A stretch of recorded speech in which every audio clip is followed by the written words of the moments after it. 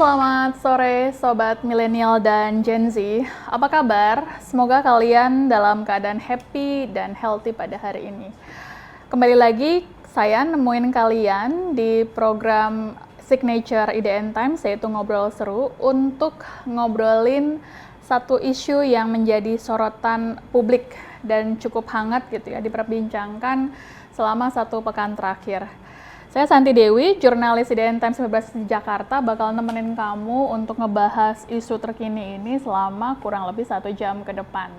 Nah, isu apa yang lagi rame pada pekan ini? Mungkin kalian kalau yang udah menjadi ASN gitu ya, atau abdi negara, pasti lagi deg-degan membahas terkait dengan efisiensi anggaran.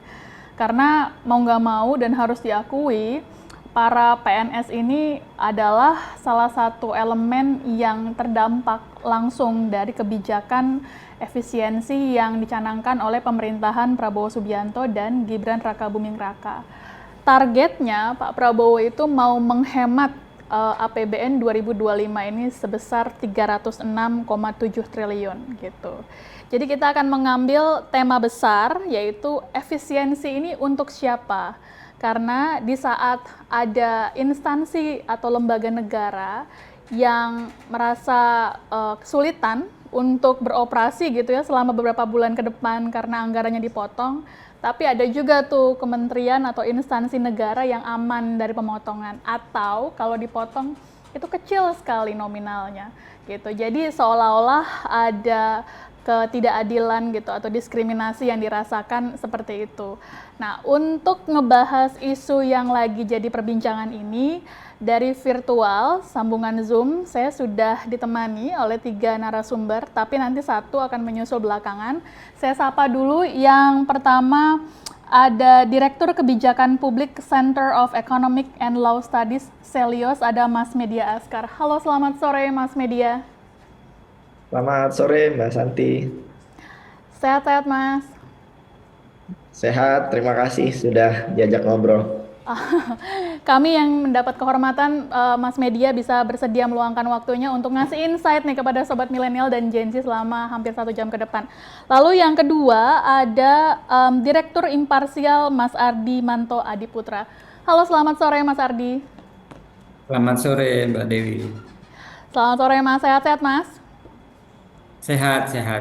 Oke, nanti menyusul belakangan akan ada juru bicara dari Kantor Komunikasi Kepresidenan, Bang Ujang Komarudin, yang akan memberikan insight gitu ya dari sisi pemerintah. Sebenarnya tujuan pemangkasan yang tergolong besar-besaran ini untuk apa uangnya? Apakah hanya untuk program unggulan makan bergizi gratis, atau ada hal lain yang ingin dilakukan dalam 1 tahun ke depan gitu. Tapi sebelum saya nanya ke Mas Media dan Mas Ardi, saya mau menampilkan dulu satu grafis terkait kementerian apa saja yang dipotong dan kementerian mana yang tidak mendapat pemotongan gitu. Jadi saya juga punya contekannya di telepon saya. Ini adalah 10 kementerian atau lembaga dengan pemangkasan anggaran terbesar gitu ya.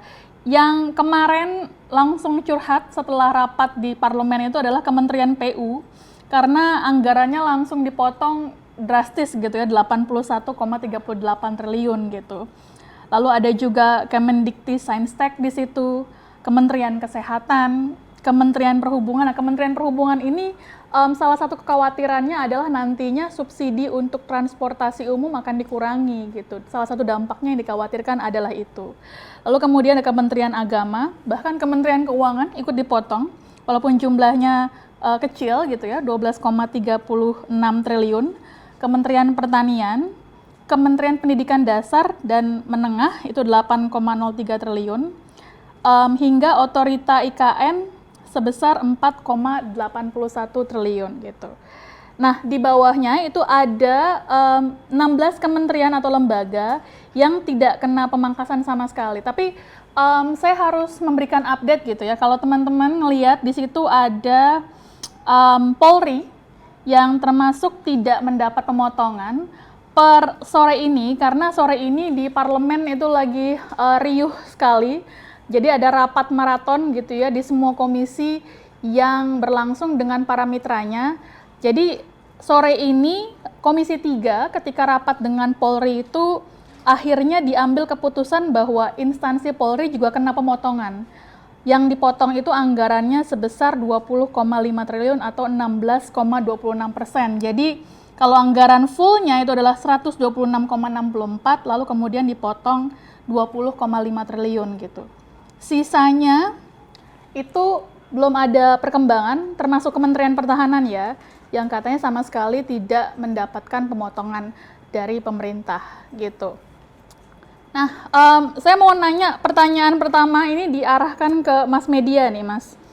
Kalau dari pandangan Selyos, ini sebenarnya tujuan dari pemotongan anggaran yang terlihat banyak yang menyatakan kayak diskriminatif gitu ya, karena yang dipotong kementerian yang sebenarnya memiliki dampak besar buat publik, tapi kok yang lain malah nggak dipotong sama sekali gitu. Tujuannya tuh karena apa sih Mas? Karena negara kita sama sekali nggak punya dana ya untuk running the government untuk setahun ke depan gitu.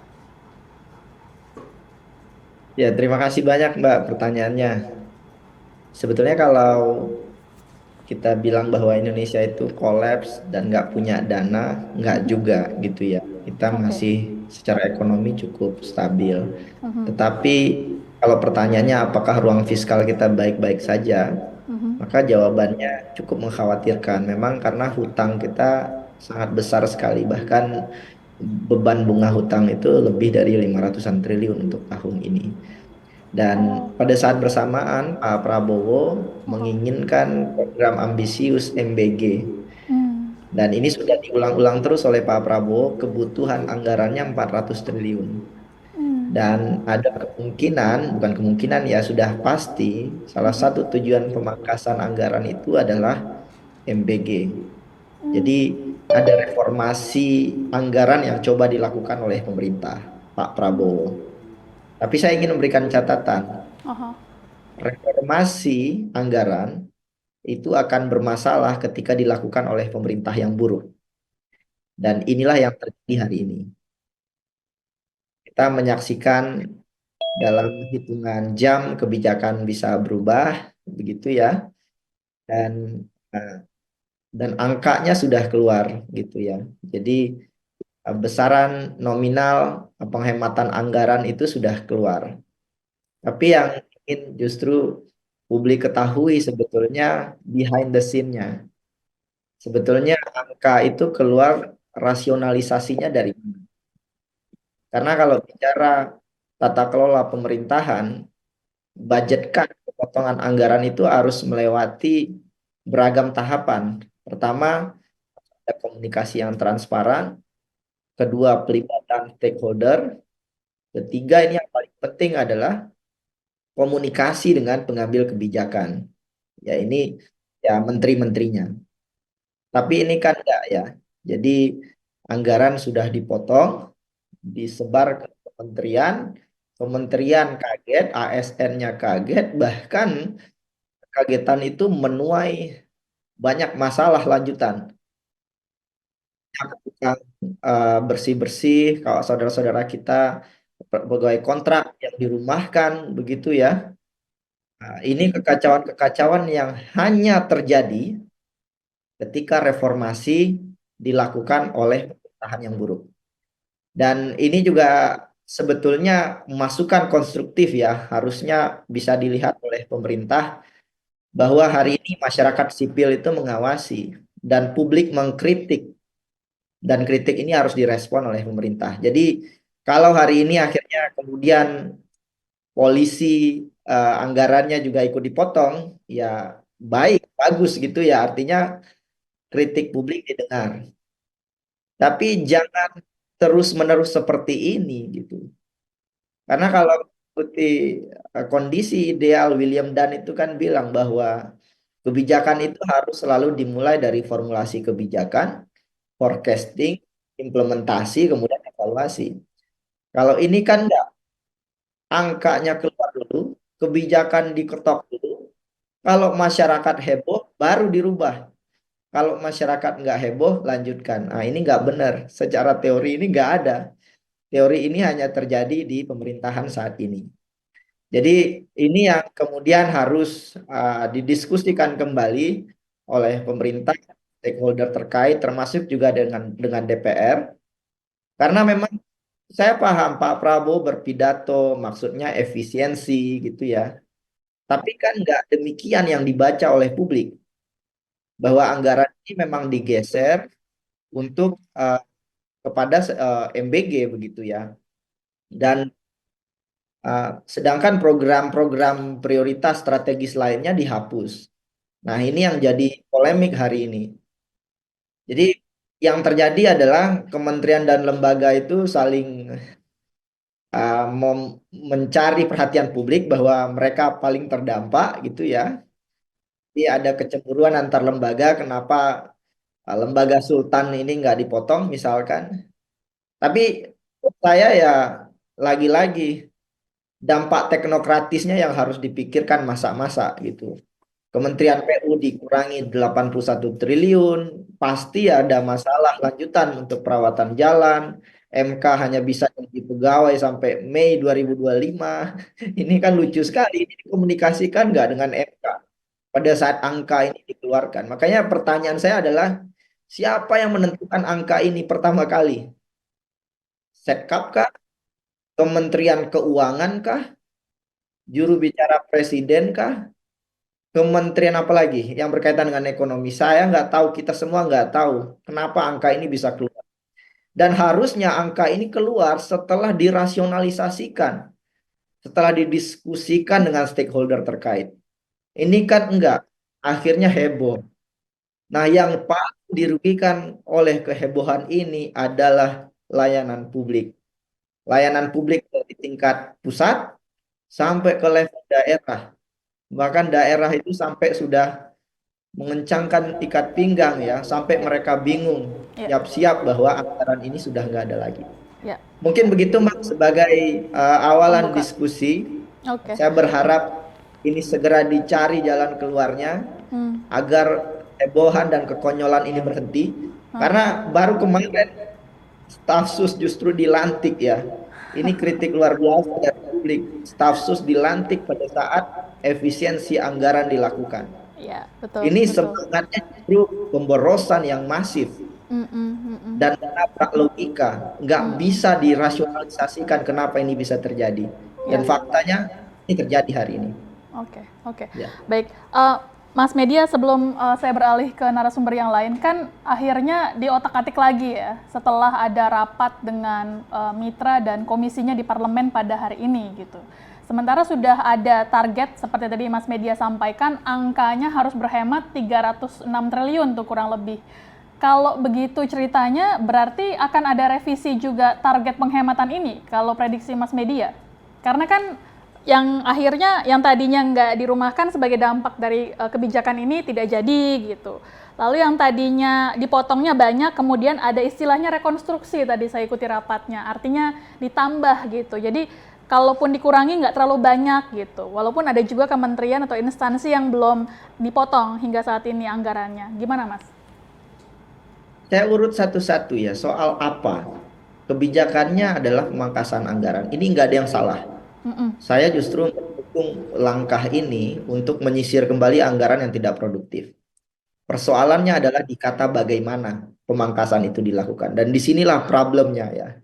Pembantu Pak Prabowo tidak bisa menerjemahkan ini dengan baik. Akhirnya kan serampangan gitu ya, sudah muncul angka 306. Nah, sekarang 306 mungkin berubah lagi, saya nggak tahu. Tapi kalaupun berubah lagi, tentu harapan kita adalah anggaran ini digunakan untuk layanan publik, berdampak langsung kepada masyarakat. Mm-mm. Jadi bukan soal memangkas anggarannya juga, tetapi untuk apa anggaran ini digunakan.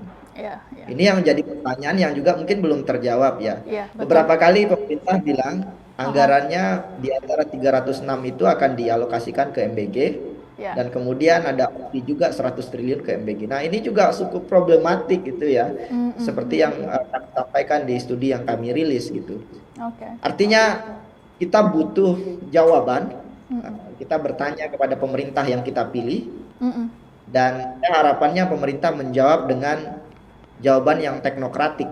Hmm. Jadi bukan jawaban politik begitu ya. Jadi karena anggaran ini adalah harus pondasinya itu teknokratik, Hmm. dipikirkan dengan matang, dan seharusnya Kementerian Keuangan bertanggung jawab untuk fiskal kualitas dari spending kita.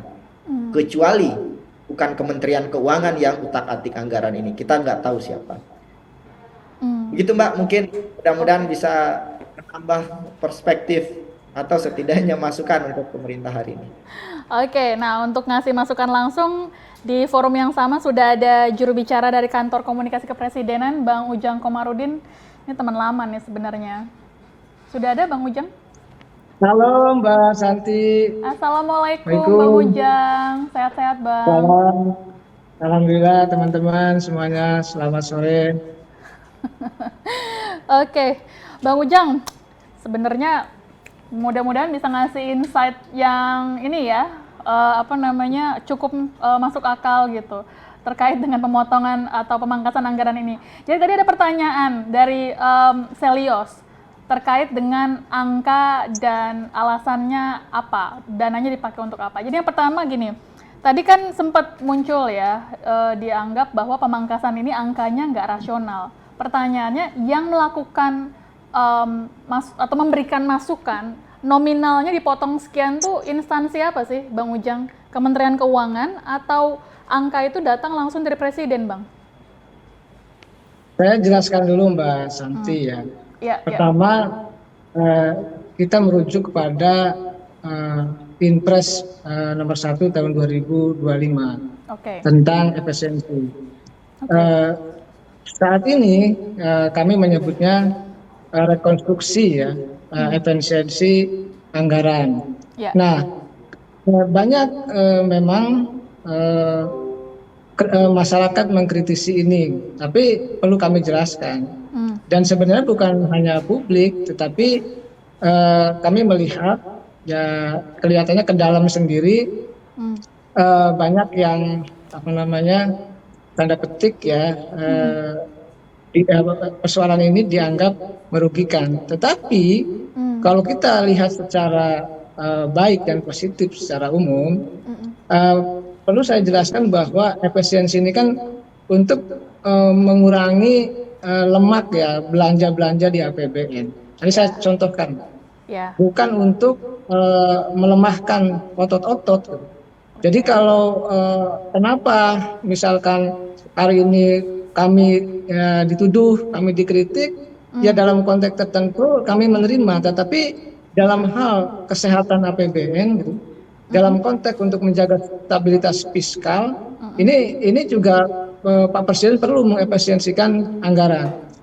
Saya boleh beri contoh misalkan soal anggaran ATK gitu. Itu kalau bisa diefisiensikan itu bisa sekitar 40 triliun. Nah kalau itu bisa kita gunakan untuk membeli gabah petani gitu ya, untuk merenovasi sekolah-sekolah yang ambruk di seluruh Indonesia, itu kan lebih bermanfaat bagi masyarakat luas. Itu juga menjadi titik penting dalam konteks rekonstruksi efisiensi ini. Jadi apa yang pemerintah lakukan itu pada dasarnya adalah untuk kepentingan publik. Ya memang seolah-olah kami dibebani kesalahan-kesalahan. Padahal kalau kita berbicara secara objektif dan rasional, maka ada 4 poin yang bisa saya sampaikan yang tidak diefisiensikan itu ada 4 kan. Belanja pegawai tidak. Ini kan yang selama ini diramaikan seperti itu kan. Wah ini gelisah. Tapi kan dipastikan dari pemerintah bahwa belanja pegawai tidak dilakukan efisiensi. Lalu layanan dasar pegawai juga tidak. Lalu juga layanan publik. Jangan lupa nih layanan publik nih. Layanan publik juga tidak. Ini yang berbasis layanan masyarakat juga tidak kena efisiensi. Lalu juga terkait dengan bantuan sosial juga tidak. Oleh karena itu perlu dipahami ya bahwa sejatinya apa yang dilakukan oleh Pak Presiden itu untuk menyehatkan APBN, untuk menyehatkan belanja di APBN tahun 2025 ini agar memang segala bentuk kebocoran, segala bentuk penyimpangan lemak-lemak tadi ya yang ada di APBN itu bisa kita sedikit kurangi dan minimalisir. Jadi pada prinsipnya kami yakin apa yang kami lakukan adalah bagian daripada program efisiensi atau rekonstruksi efisiensi dari Bapak Presiden untuk kepentingan publik juga, untuk kepentingan rakyat Indonesia. Arahnya ke sana, Mbak Dewi. Nah, saya melihat yang terkena efisiensi kan adalah belanja modal, lalu belanja barang, lalu juga perjalanan dinas. Kan ini selama ini kan lumayan 15 triliun ya, 50% dari perjalanan dinas luar negeri dipotong. Itu bisa kita gunakan untuk kepentingan publik, untuk kepentingan rakyat Indonesia. Jadi harus dipahami juga sejatinya kami melakukan efisiensi ini dari Bapak Presiden adalah bagian juga untuk kepentingan pelayanan masyarakat, untuk kepentingan rakyat Indonesia. Dan berkali-kali Pak Presiden selalu mengatakan ya keberpihakan kepada rakyat. Tetapi memang kalau kita ingin punya sikap baru atau pikiran baru ya, atau perilaku baru lah dalam konteks untuk mengefisiensikan birokrasi, ya tentu pasti akan ada tadi ketidakpuasan, ketidaksenangan, kritikan yang dalam konteks tertentu. Kalau kritiknya positif, konstruktif, membangun, ya kami terima dengan lapang dada. Dan kami sangat bersyukur dengan kritikan itu kami akan bekerja lebih baik lagi. Tetapi tadi sudah kami jelaskan apa yang saya sebutkan tadi adalah bagian-bagian efisiensi begitu. Merekomendasikan pemotongan anggarannya atau efisiensi anggarannya untuk instansi A sekian persen, instansi B sekian persen, itu dari Presiden sendiri atau Kementerian Keuangan yang memberikan masukan kepada Presiden, Bang Ujang? Itu Pak Presiden dan Menteri Keuangan yang tahu, Mbak Dewi. Jadi saya tidak masuk ke wilayah itu. Yang jelas kami bekerja secara kompak ya antara Bapak Presiden dengan kementerian-kementerian yang lain itu. Oke. Kemudian tadi kan Bang Ujang mengatakan bahwa yang terkena efisiensi itu lebih ke belanja modal, bukan belanja pegawai, dan layanan publik dipastikan tidak terdampak. Tapi kalau melihat apa yang terjadi gitu ya Bang, dan disampaikan di ruang publik, itu kepala badan dan sejumlah menteri mengeluh bahwa operasionalnya misalnya ada yang terancam hanya beroperasi hingga Mei mendatang gitu. Komisi Yudisial mengeluh setelah diberikan efisiensi anggarannya terancam tidak bisa memilih calon hakim misalnya. Itu kan berdampak fatal sekali Bang. Misalnya kemudian tadi Perpustakaan Nasional gitu yang sebelumnya sempat memberikan pengumuman tuh Bang di akun media sosialnya membatasi jam operasionalnya, hari Minggu tutup walaupun akhirnya direvisi gitu ya. Kita tidak tahu tuh revisinya untuk mengademkan publik gitu ya, udah kadung protes duluan gitu atau memang betul ada perubahan kebijakan. Tapi kan akhirnya yang terkena dampak paling besar itu lagi-lagi masyarakat nih Bang. Ini bagaimana menjelaskannya ke publik Bang Ujang? Ya ada salah tafsir ya dari beberapa katakanlah KL ya. Tetapi memang itu juga menjadi perhatian kami semua. Kan sejatinya nanti tanggal 14 kan mereka mensubmit ya terkait dengan efisiensi itu. Jadi saat ini ya 14 Februari itu kan akan mensubmit tadi merekonstruksi efisiensi yang ada gitu. Ya memang tadi karena memang kesannya itu merugikan, maka ya dianggap ini merugikan kepada kementerian dan KL. Tapi sejatinya kalau dikaji lebih dalam dan kami sudah rapat gitu ya, mereka semua KL memahami dan tahu persis karena sesungguhnya bukan seperti itu. Artinya pelayanan publik harus jalan gitu, pelayanan kepada masyarakat harus dilakukan dan efisiensi kan tidak ke sana gitu arahnya. Oleh karena itu ya perlu juga direvisi, perlu juga diketahui ya teman-teman semua bahwa tadi memang ada tadi keluhan, kepanikan yang sejatinya sudah juga selesai juga gitu. Jadi kami yakin ini adalah bagian daripada perilaku baru, sikap baru tadi untuk menghilangkan lemak, untuk mengefisiensikan APBN yang sejatinya baik untuk kepentingan masyarakat Indonesia. Kami percaya itu, kami bekerja untuk kepentingan rakyat. Dan tadi saya sepakat, pemerintah selalu diawasi, pemerintah selalu dinilai, selalu dikoreksi. Silakan, itu kami dengan senang hati karena memang kami harus bekerja dengan baik untuk melayani kepentingan publik. Tetapi tadi apa yang kami lakukan, kami bekerja keras, bahkan kami Mbak Dewi ya 3-4 jam kami tidur tiap hari gitu untuk memastikan juga bahwa kami ini bekerja juga untuk kepentingan masyarakat Indonesia. Tetapi memang kalau kita lihat soal rekonstruksi efisiensi ini, karena tadi soal perilaku hidup baru ya, yang tadinya mungkin tidak terkena lalu terkena sedikit, lalu ya apa namanya sedikit mengeluh, ya tapi sudah selesai, sudah rapatkan bahwa yang menjadi 4 hal tadi ya, belanja pegawai, layanan dasar pegawai, layanan publik, dan bantuan sosial itu tidak terkena efisiensi. Jadi ini akan terus bergerak dan birokrasi juga tidak berhenti, tetap bekerja, pemerintah juga tetap kuat dan anggaran yang tidak produktif dikurangi. Itu sebenarnya. Jadi anggaran-anggaran yang tidak efisien itu harus kita pangkas karena kita ini harus menghilangkan kebocoran dan korupsi harus kita basmi. Oke. Kalau boleh tanya nih Bang Ujang, kantornya Bang Ujang, kantor komunikasi kepresidenan ikut terkena efisiensi nggak Bang? Ya tentu kami mengikuti arahan Bapak Presiden ya, sesuai dengan Impres nomor 1 tahun 2025 gitu. Apa yang menjadi perintah kami taat, kami ikut. Kalau bahasa teman-teman dari NU, samina wa ata'na. Apa yang menjadi kebijakan beliau kita jalankan dengan sebaik-baiknya, Mbak Dewi. Kena efisiensi berapa persen berarti itu Bang Ujang? Yang jelas kami kan di sini ya secukupnya sih Mbak. Kami dari dulu Mbak Dewi ya, secara pribadi pun saya punya konsep pribadi begini kalau boleh bercerita ya. Kalau saya di kampus, di kantor, dimanapun ya, ada efisiensi atau ada tidak, saya selalu kalau AC tidak digunakan dimanapun di kelas itu saya matikan. Ada lampu juga yang menyala juga saya matikan. Itu inisiatif sendiri aja dari dulu. Jadi yang lain mungkin tidak peduli, mohon maaf, saya peduli. Apapun termasuk di kantor ini juga sama, kalau tidak digunakan ya tentu ya kita matikan. Tetapi tadi jangan salah kaprah, nggak mungkin juga kita sedang rapat lalu dimatikan, kan tidak seperti itu. Tetap saja rapat-rapat jalan, AC jalan, lampu juga jalan, kan itu maknanya tidak seperti itu. Efisiensi itu ya di luar jam kerja ya sudah gitu kan, di saat kerja ya silahkan. Harus dipahami seperti itu Mbak Dewi. Oke. Tapi ada loh Bang, kementerian atau instansi yang sudah matiin lampunya dari pagi. Jadi dari jam kerja, hanya memang tidak di area tempat kerja, di lorong-lorong gitu. Jadi agak temaram suasana kantornya gitu.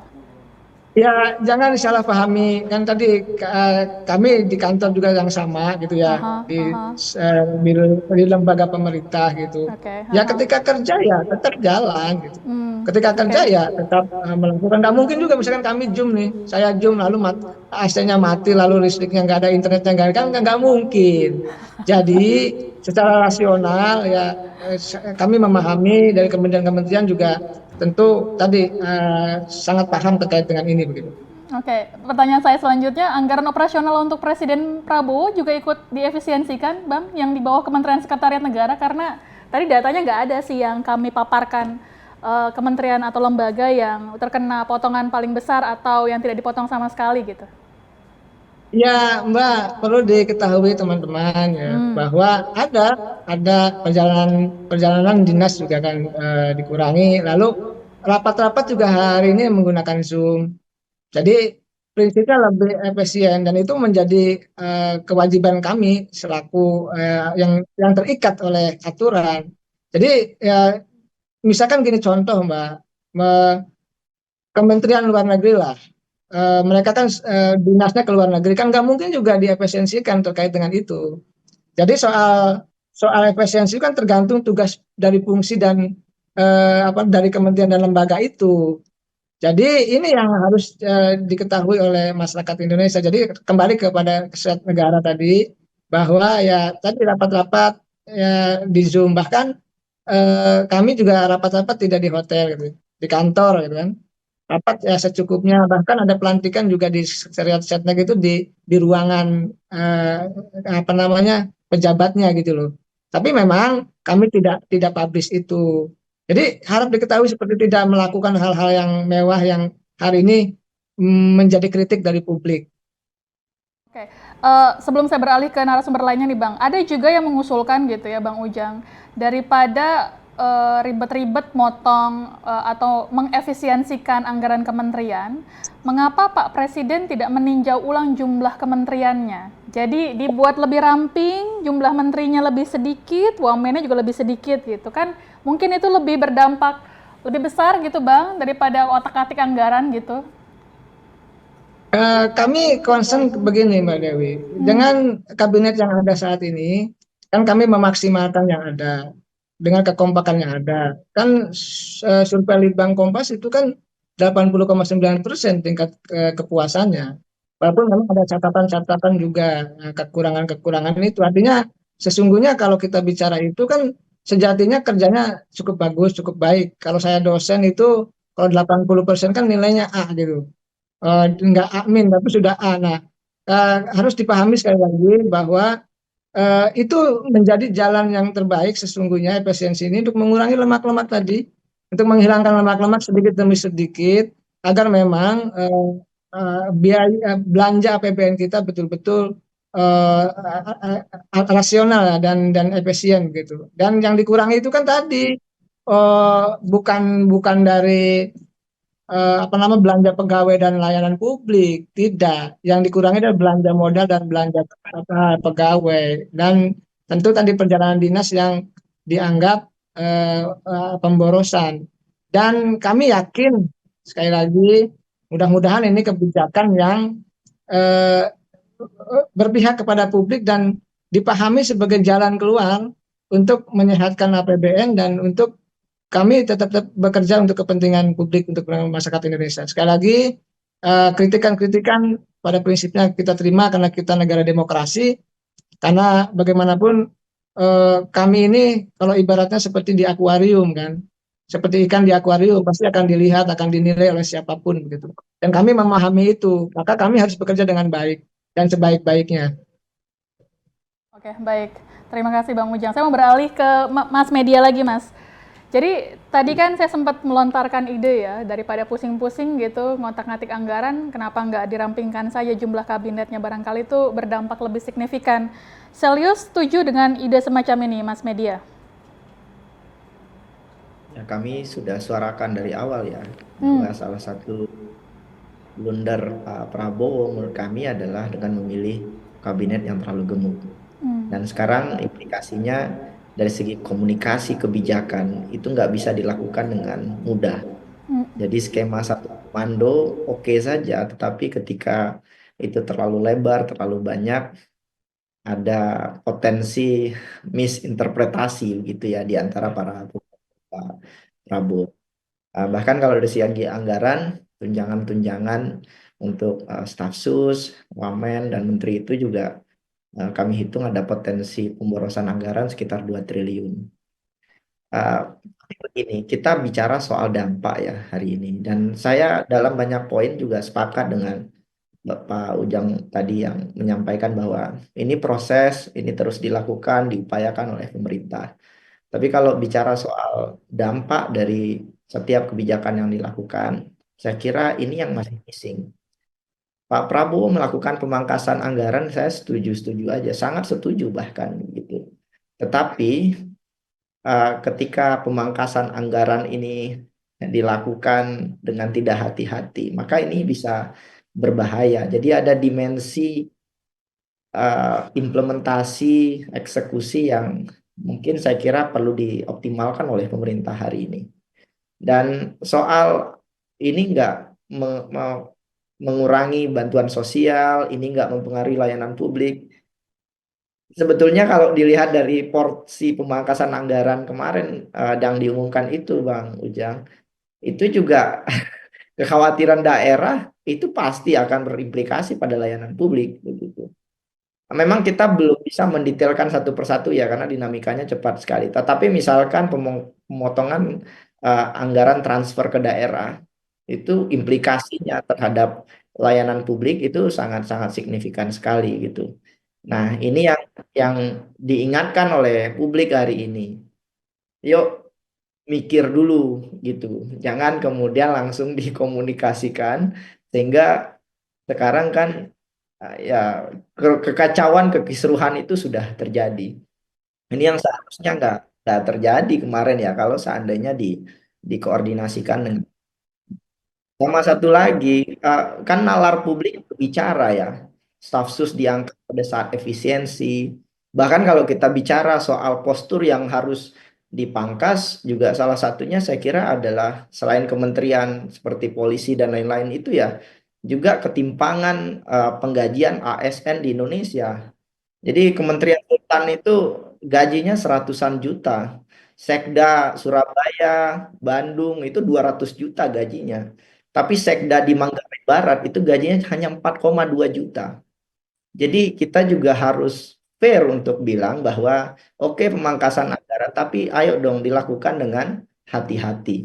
Nah ini kan seperti mengelola keuangan negara, tapi eh, mohon maaf ya, saya menggunakan kata ini, tapi seperti serampangan begitu ya, mengelola keuangan negara. Dan kemarin kan kepolisian nggak dipotong, dan sekarang ketika masyarakat teriak, baru dipotong. Nah, ini kan kelihatan ada sesuatu yang salah dari proses lahirnya kebijakan. Saya ulang lagi, ada sesuatu yang salah dari proses lahirnya kebijakan. Dan tentu leadershipnya ada di Pak Prabowo, dan ini harus berhenti. Kekacauan-kekacauan seperti ini harus berhenti.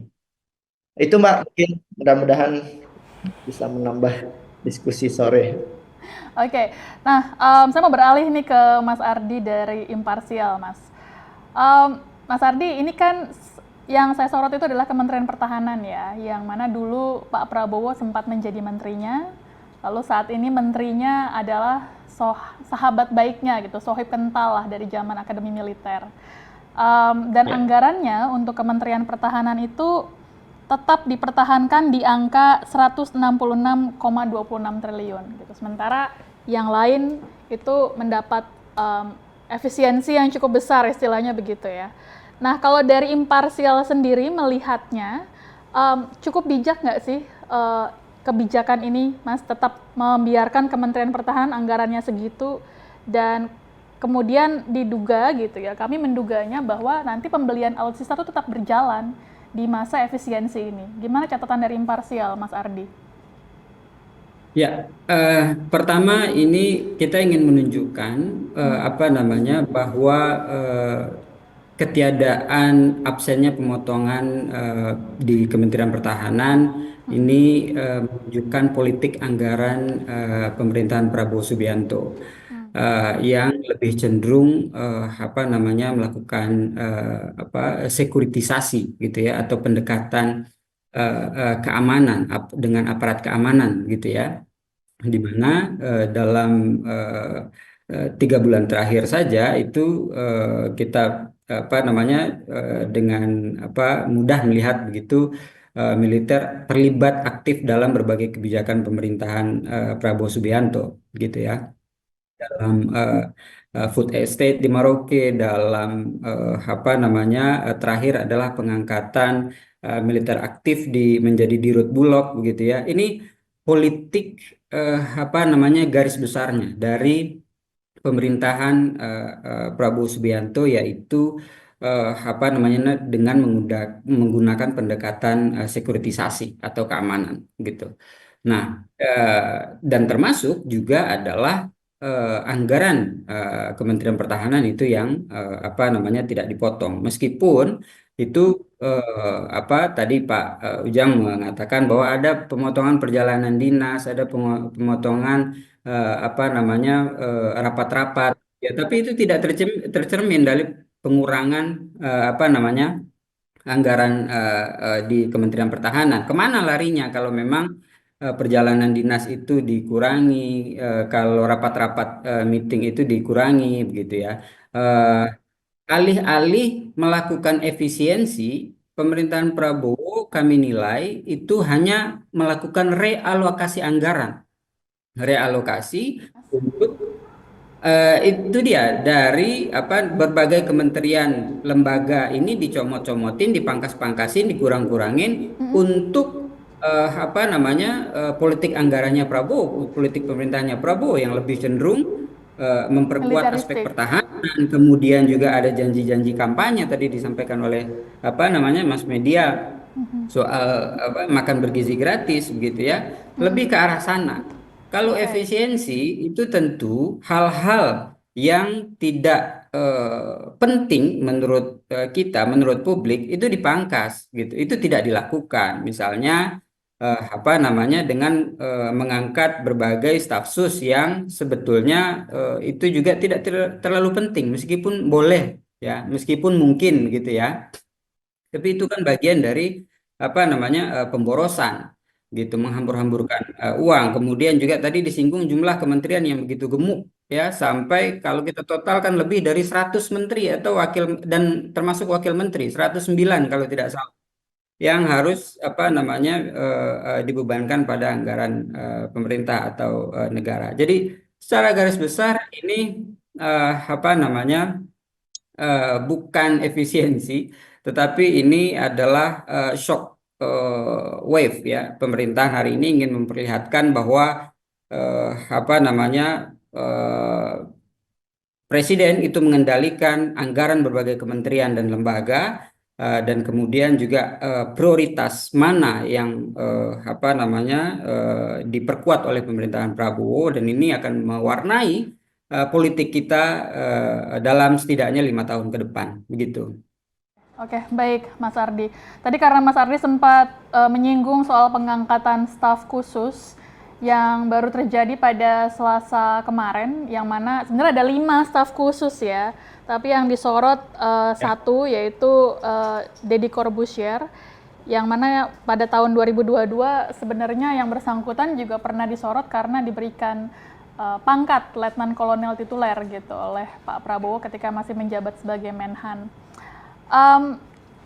Menjadi sorotan karena ternyata di saat dilakukan efisiensi ternyata malah tetap mengangkat staf khusus gitu, yang anggarannya akhirnya kan bertambah gitu ya untuk menggaji 5 staf khusus dan 1 asisten khusus gitu. Sebelum saya nanya ke Mas Ardi, saya mau nunjukin dulu kepada teman-teman sobat milenial dan Gen Z. Jadi Kementerian Pertahanan itu mengatakan bahwa penunjukan staf khusus dalam hal ini Deddy Corbuzier itu sudah sesuai dengan aturan yang berlaku, yaitu Perpres nomor contekannya tadi adalah Perpres nomor 140 tahun 2024 di pasal 69 dan 70. Jadi kalau teman-teman ngecek, nanti sama-sama ngecek ya di Perpres itu di pasal 69 tertulis bahwa staf khusus itu memang dapat diangkat di lingkungan kementerian, koordinator atau kementerian, itu paling banyak 5 orang. Lalu untuk penunjukan staf khusus ini, usulannya juga harus disampaikan langsung kepada presiden sebelum dilantik. Jadi artinya staf khusus ini harus dapat approval dulu dari Pak Prabowo sebelum akhirnya dilantik oleh menteri yang bersangkutan. Dan masa bakti staf khusus itu paling lama sama dengan jabatan menteri koordinator atau menteri yang bersangkutan. Lalu yang selanjutnya adalah di pasal 70 itu, tugas dari staf khusus ini adalah memberikan saran dan pertimbangan kepada menteri koordinator atau menteri sesuai dengan penugasan menteri koordinator atau menteri. Nah, yang jadi pertanyaan juga, berarti berapa dong digajinya si staf khusus ini gitu. Itu ada di Perpres yang sama, tertulis di pasal 73 ayat 1, di mana hak keuangan dan fasilitas lainnya bagi staf khusus itu diberikan paling tinggi setara dengan jabatan struktural eselon 1B atau jabatan pimpinan tinggi media. Jadi 1B itu kalau sesuai dengan peraturan pemerintah setara dengan deputi di satu kementerian, jadi deputi menteri. Gajinya ya puluhan juta juga lah ya gitu. Nah Mas Ardi gimana nih tanggapan dari imparsial melihat ada publik figur diangkat jadi staf khusus bidang komunikasi sosial dan publik gitu ya, hanya semata-mata yang bersangkutan memiliki podcast dan subscribersnya lebih dari 24 juta, Mas? Ya, eh, justru itu yang menjadi pertanyaan publik kepada pemerintah akhirnya, khususnya Hmm, Kementerian Pertahanan. Apakah ya, efisiensi perjalanan dinas, efisiensi rapat-rapat itu demi mengangkat apa staf namanya khusus. Deddy Corbuzier untuk menjadi staf khusus dan termasuk juga apa namanya staf khusus lain yang baru diangkat Mm-mm. oleh Kementerian Pertahanan. Ini kan tentu tidak sejalan dengan apa eh, eh, statement efisiensi yang tadi disampaikan apa oleh pemerintah begitu ya. Nah, saya kira ini perlu pemerintah meninjau ulang eh, apa tidak hanya pengangkatan staf sus tetapi juga apa pengurangan atau realokasi anggaran ini melihat secara lebih detail apakah tidak betul-betul berdampak pada layanan publik atau tidak. Tadi saya mengatakan apa namanya bahwa ini mencerminkan politik pemerintahan Prabowo Subianto. Anggaran pertahanan Kementerian Pertahanan tidak dipotong dan sementara di sisi lain ada anggaran Komnas HAM itu yang dipotong apa namanya kalau tidak salah sekitar 50% begitu dan itu berdampak serius terhadap layanan publik yang mengadu kepada Komnas HAM terkait dengan berbagai bentuk pelanggaran hak asasi manusia gitu. Apa namanya? Ini eh, ya tentu ya menjadi pertanyaan publik. Ini sebetulnya eh, untuk apa berbagai pemotongan-pemotongan ini dan juga termasuk lembaga beberapa instansi ya yang mendapat pemotongan besar BNPT misalnya yang melakukan apa namanya eh, BNPT itu pencegahan Oh, terorisme, penjaga teroris, oh, maaf, menangkal isu BNPB itu. radikalisme, persis, Iya, iya, penangkalan iya. isu radikalisme.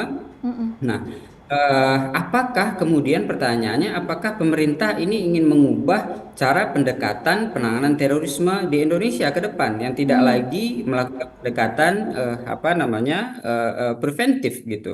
Apakah ke depan kekuatan pertahanan atau keamanan ini yang akan lebih diutamakan dalam apa namanya penanganan terorisme misalnya? Ini kan jadi pertanyaan publik ke depan sehingga apa namanya kami kira sepakat tadi dengan Mas Media ini tidak boleh dilakukan secara apa semena-mena gitu tetapi perlu memperhatikan apa hal-hal yang mendasar dari publik karena kewajiban pemerintah itu adalah melakukan pelayanan publik memenuhi hak-hak publik begitu ya.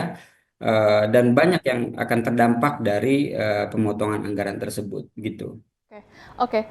Yang jadi catatan juga nih, Mas Ardi, kan saat ini sedang ada kunjungan dari Presiden Turki ya, Recep Tayyip Erdogan di Jakarta, Ya. dan salah satu agendanya adalah penandatanganan kesepakatan untuk pembelian sejumlah alutsista.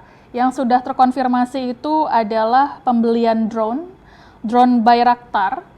Ini memang Pak Prabowo sudah lama ngincer drone ini karena saya sempat melihat dokumentasinya ketika Pak Prabowo berkunjung ke Turki dan mampir ke pabrik pembuatan drone ini gitu.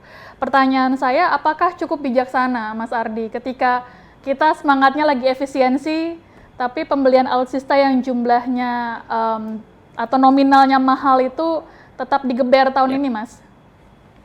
Ini anggaran pertahanan kita Indonesia dari 160 sekian triliun itu perlu dicatat, perlu digarisbawahi apa serapannya masih besar terkait dengan belanja rutin seperti apa namanya gaji pegawai, ya rapat-rapat dan seterusnya begitu ya. Sementara untuk alutsista itu hanya sekian persen. Begitu. Nah, perlu juga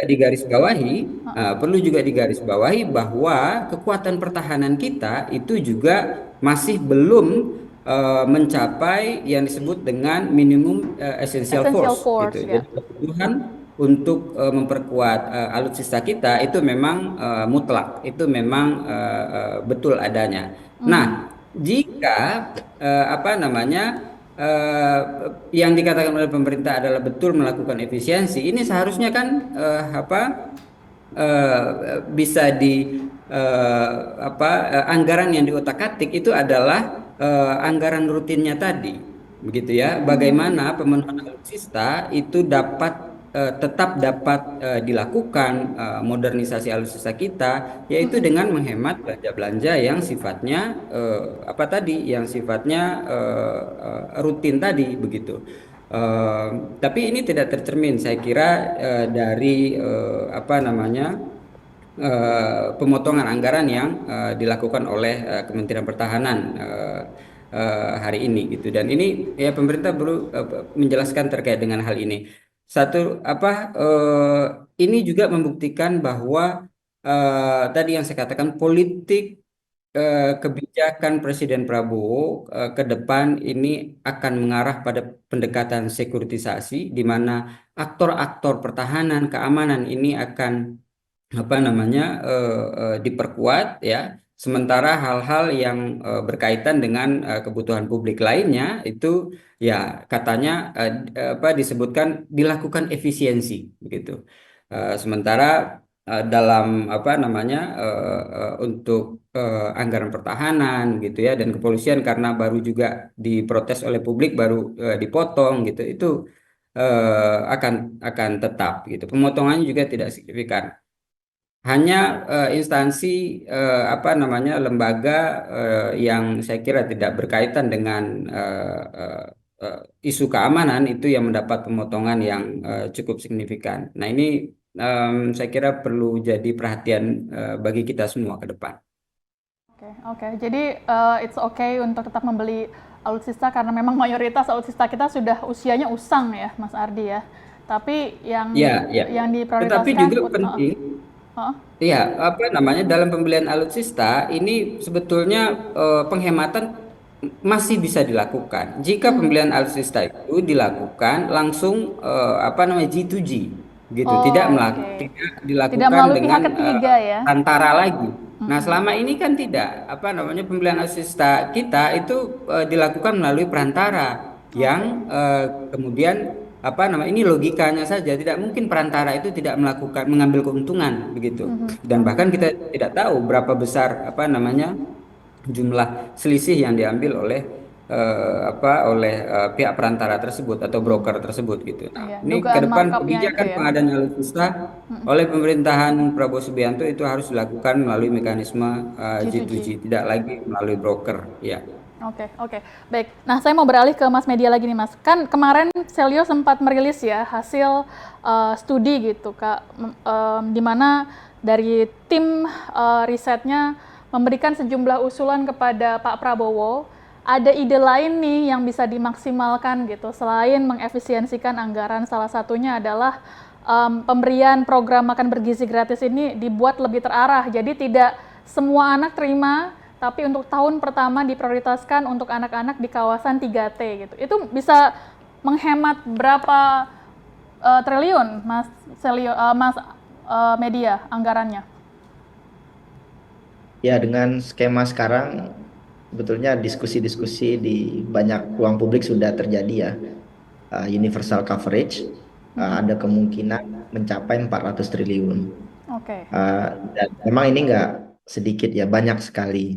Tentu kita berharap semua anak dapat gitu ya. Pak Prabowo bilang semua anak diberikan makan gitu. Tetapi fiskal kita tidak mewah. Artinya kita nggak bisa melakukan ini dengan mudah. Artinya akan ada anggaran yang dikorbankan. Nah, disinilah titik uh, poin penting ya, bagaimana kebijakan ini agar dikelola dengan bijak. Dan kami mengusulkan jalan tengah. Pertama, Pak Prabowo tidak dihakimi publik bahwa MBG tidak dilaksanakan. Jadi MBG tetap dilaksanakan, tetapi yang kami usulkan adalah MBG dengan pendekatan yang lebih terarah, tepat sasaran. Jadi fokus pada mereka yang membutuhkan, keluarga miskin, yang mengalami malnutrisi, termasuk juga balita dan ibu hamil. Kalau skema ini dilakukan, penambahan anggarannya dari tambahan 71 triliun yang sudah dialokasikan, itu hanya sekitar 48 triliun. Sehingga pemangkasan anggaran yang 306 ini, kalau full ya, itu bisa digunakan untuk kebijakan-kebijakan yang betul-betul berdampak signifikan untuk pengurangan kemiskinan. Saya kasih contoh misalkan PKH. PKH itu adalah kebijakan yang paling efektif secara sains dan studi-studi terdahulu dalam mengurangi kemiskinan. Sedangkan budgetnya itu hanya sekitar 20-30-an triliun. Jadi ini bisa digeser ke sana. Ini belum lagi hutang-hutang pemerintah yang lain ya, termasuk hutang kepada dosen yang tidak dibayarkan hari ini, yang mencapai iya puluhan triliun, yang mencapai 8 triliun per tahun. Jadi uh, ini lebih kepada mengelola anggaran dengan bijak dan cerdas gitu. Ini yang selalu saya dengungkan agar pembisik-pembisik Pak Presiden itu adalah teknokratik yang kuat.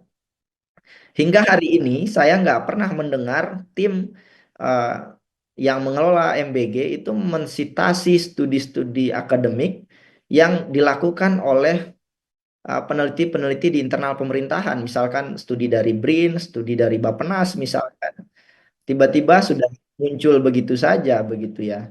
Nah, ini yang tentu tidak kita inginkan, di mana kebijakan itu dilakukan, tetapi tidak tepat sasaran.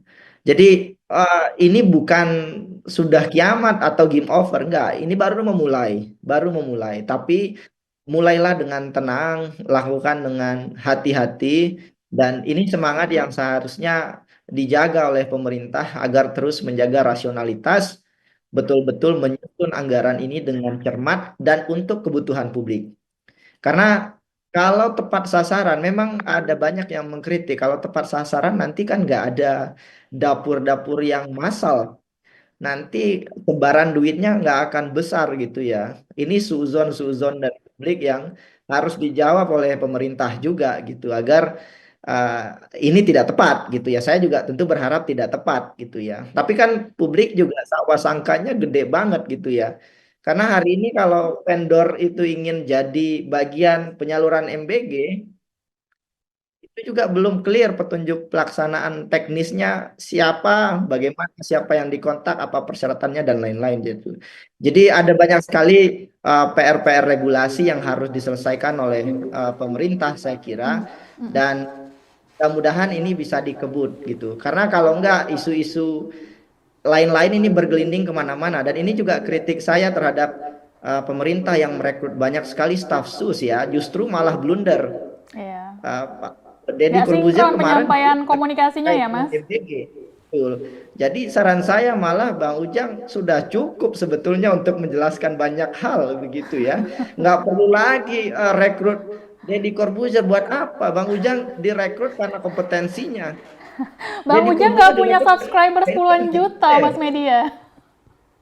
Itu jadi ada rasionalitas publik yang tidak bisa diutarakan ya, karena Oke. gimana ya, PNS berkarir puluhan tahun, Ya. gaji juga terbatas gitu ya, tiba-tiba ketika sudah mencapai titik puncak karirnya, tiba-tiba ada Deddy Corbuzier masuk, hanya kemudian bermodalkan balas budi politik gitu ya. Iya. Kalau Bang Ujang, saya paham ya, backgroundnya luar biasa, dan publik nggak akan mengkritik meritokrasi, tapi ada penunjukan-penunjukan posisi strategis di negeri ini hari ini tidak mencerminkan nilai meritokrasi gitu ya. Ini yang saya kira suara-suara masyarakat yang harus didengar, karena saya ngajar gitu ya, mahasiswa saya ajarkan meritokrasi, tapi meritokrasi tidak terjadi di negeri ini. Gimana saya harus menjelaskan kepada anak muda soal ini gitu. Nah, ini saja saya kira, dan Prabowo memulai dengan 80% gitu ya. Kompas dengan sangat percaya diri bilang 80%. Ya Pak, publik taunya Pak Prabowo heroik gitu. Tapi kalau Pak Prabowo nggak hati-hati, heroiknya Pak Prabowo bisa jadi bumerang. Dan ini belum tentu karena leadershipnya Pak Prabowo, tetapi memang karena ada kondisi-kondisi oligarki, pilihan politik, termasuk juga rente yang kemudian bermain di balik kebijakan-kebijakan yang ada. Dan ini yang diingatkan oleh Acemoglu di dalam bukunya Why Nation Fail, bahwa negara itu hancur bukan karena pemimpinnya yang bodoh. Pak Prabowo itu pintar sekali, tetapi karena kebijakan yang dipilih atas dasar kalkulasi politik yang kemudian akhirnya tidak bermanfaat untuk masyarakat kecil. Itu saja Mbak Santi. Saya juga izin pamit sekalian, dan terima kasih Bang Ujang. Ya. diskusinya. Ya. Pertanyaan terakhir nih sebelum kita closing. Tadi kan Bang Ujang sempat menyatakan bahwa sekarang sudah selesai gitu. Setelah sempat ada keriuhan gitu ya, keluhan dari para PNS karena mereka merasa terdampak. Saya ingin menegaskan, maksudnya sudah selesai itu apa Bang Ujang? Jadi artinya sudah ada penyesuaian pemotongan anggarannya begitu, atau yang tadinya sempat terdampak jadi tidak terdampak lagi, atau bagaimana Bang Ujang? Ya, ada kesalahpahaman dan salah tafsir dalam konteks itu. Tadi kan ada pelayanan publik, salah satunya yang memang tidak diefisiensikan gitu dari Oke. 4 hal yang saya sebutkan di awal gitu. Itu kan belum diterima semua oleh teman-teman. Tetapi kami yakin teman-teman semua bekerja untuk kepentingan masyarakat bangsa dan negara, ya. Para ASN juga mereka jadi pahlawan-pahlawan bangsa juga.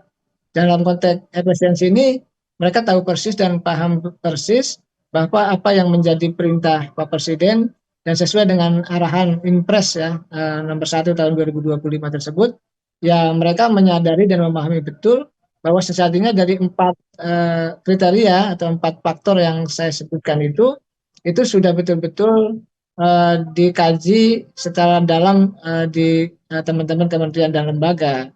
Jadi ini semuanya sebenarnya ini kan bagian daripada dinamika ya. Karena tadi kami pemerintah ingin menghilangkan, mengurangi, meminimalisir lemak-lemak yang ada dari belanja APBN 2025 agar betul-betul efisien, rasional dan berpihak kepada kepentingan masyarakat Indonesia.